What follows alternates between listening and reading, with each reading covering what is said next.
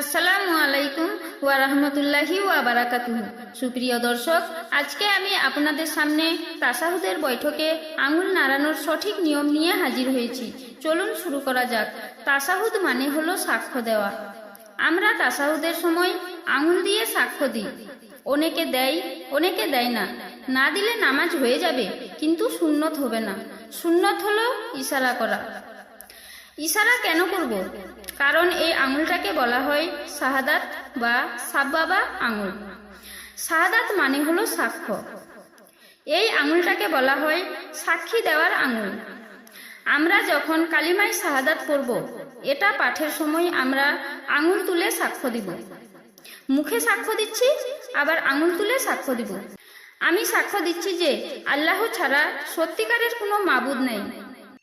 মুহাম্মদ সাল্লাল্লাহু আলাইহি ওয়াসাল্লাম আল্লাহর গোলাম এবং রাসূল। এই জন্য তাশাহুদের সময় আঙুল তোলা সুন্নত। অনেকে আবার ভাবে আশহাদু আল্লা ইলাহা ইল্লাল্লাহ বলে আঙুল তুলতে হবে, না হলে ঈমান চলে যাবে। এটা ভুল ধারণা। বরং তাশাহুদের সময় আঙুল তুলে ইশারা করা সুন্নত। অনেক ওলামায়ে কেরামগণ আঙুল তুলে নাড়াচাড়া করার কথা বলেন।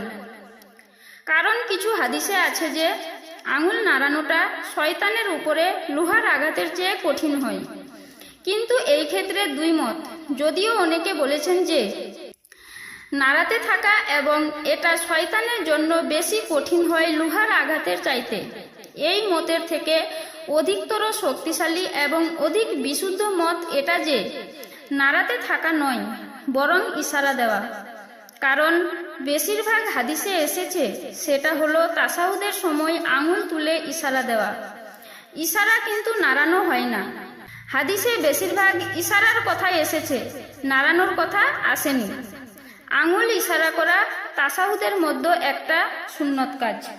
নতুন নতুন ভিডিও পেতে প্লিজ লাইক, কমেন্ট, শেয়ার করে অবশ্যই চ্যানেলটিকে সাবস্ক্রাইব করে রাখুন।